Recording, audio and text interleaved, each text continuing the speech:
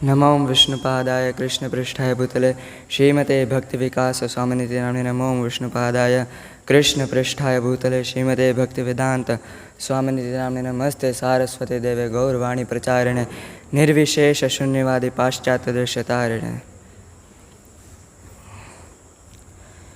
हे श्रील प्रभुपाद, अगर आपकी कृपा मुझ दीनहीन पर नहीं होती तो मैं अन्यों की तरह भी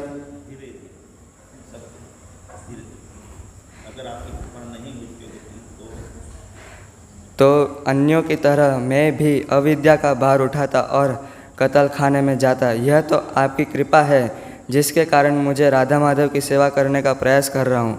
अगर आपकी कृपा नहीं होती तो मैं माया की सेवा कर रहा होता। यह तो आपकी कृपा है कि हमें नरक में जाने से बचाने के लिए आपने कितने जोखिम उठाए।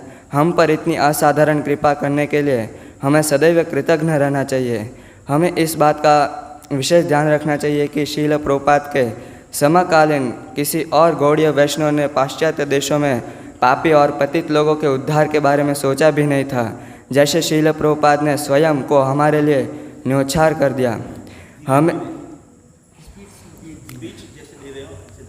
हमें भी खुद को, उनको व दूसरों को अर्पित कर देना चाहिए और आशाओं को पूरा करने का प्रयास करना चाहिए। इसमें कई लीला हमें झकझोर देती है जब हम यह याद आता है कि कृष्ण को हम तक लाने के लिए उन्हें किन किन हालतों में गुजरना पड़ा। उन्होंने दिल्ली व न्यूयॉर्क की गलियों में वे अकेला संघर्ष किया, कभी कभी बिना उचित कपड़ों और भोजन के।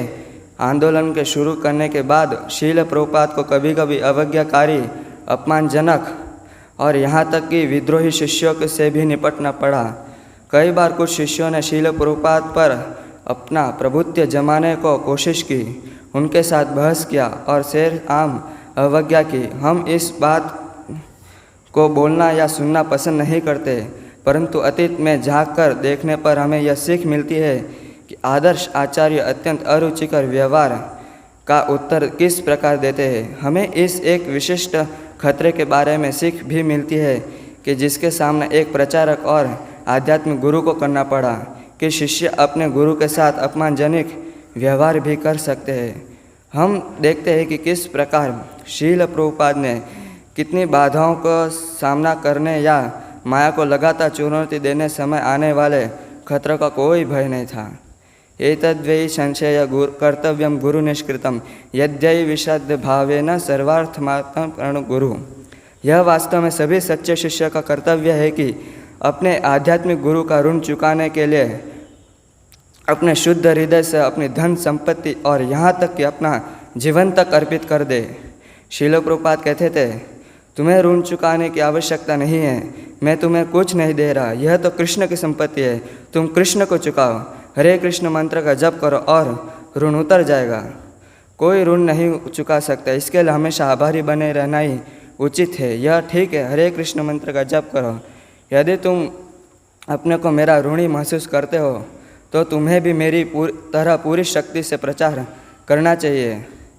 ऋण चुकाने का यह उचित तरीका निसंदेह कोई भी आध्यात्मिक गुरु का ऋण नहीं चुका सकता, परंतु गुरु शिष्य के ऐसे भावों से उचित बहुत अधिक प्रसन्न होते हैं।